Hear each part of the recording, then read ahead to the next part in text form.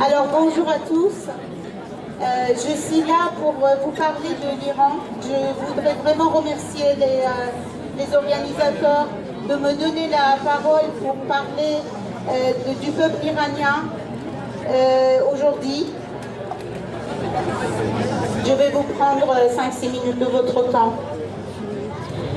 Il y a 1 an et demi, Mahsa Jina Amini a été tuée par la République islamique d'Iran pour un voile mal ajusté.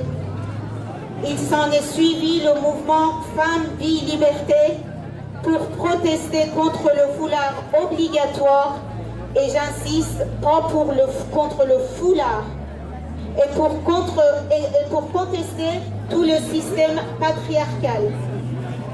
La révolte des femmes, soutenue par les hommes et toutes les couches de la société, s'est répandue partout, laissant plus de 500 morts et plus de 20 000 prisonniers. Même si des exécutions ont fait que le mouvement a perdu de vitesse, il n'est pas mort. Il est entré aujourd'hui dans la phase de résistance.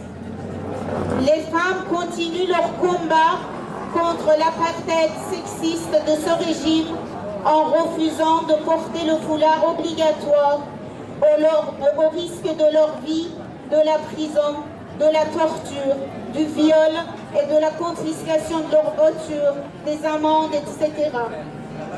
Depuis ce mouvement, rien n'est revenu à la normale. La société est en bouillonnement. Il n'y a pas un seul jour sans grève, manifestation et contestation de tout genre. La situation économique est désastreuse, avec 60% de la population sous le seuil de la pauvreté. Les ouvriers restent parfois sans salaire pendant 5, 6 ou même 9 mois. La répression actuellement est sans précédent. La guerre au Gaza a permis au gouvernement islamique de se sentir en force. Le régime attaque à nouveau les femmes avec sauvagerie et augmente les exécutions par pendaison. En 2023, il y a eu 835 pendaisons. L'Iran étant le 2e pays ayant le nombre le plus élevé d'exécutions. La République islamique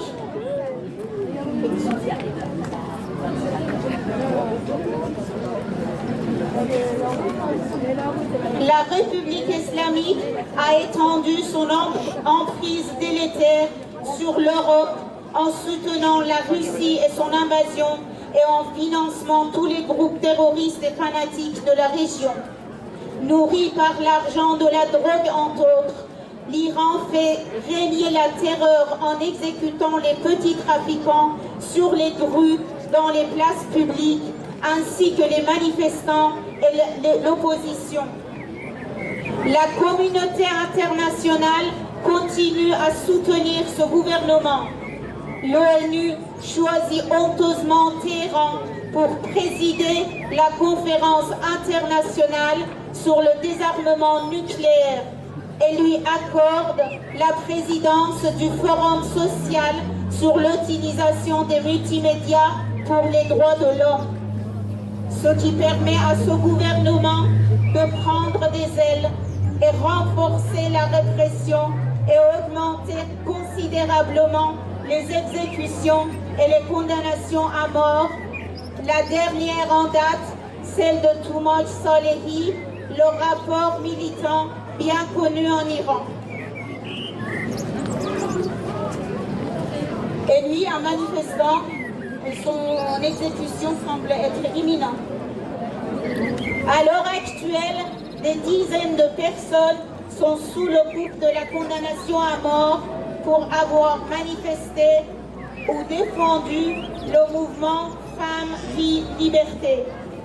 Les prisons sont remplies d'intellectuels de cinéastes, d'artistes et de chanteurs sous torture.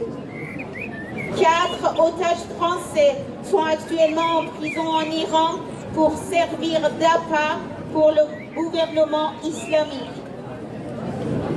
Nous demandons à la communauté internationale de réagir et de protester, d'arrêter de flirter avec ce régime assassin, de soutenir le peuple et les femmes iraniens dans leur combat, d'empêcher les arrestations et ces exécutions macabres, de demander l'annulation de condamnations à mort de Toomadj et tous les autres condamnés à mort et demander leur libération.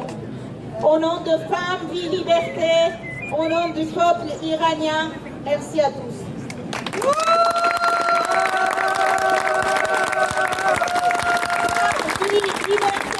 Femme, vie, liberté.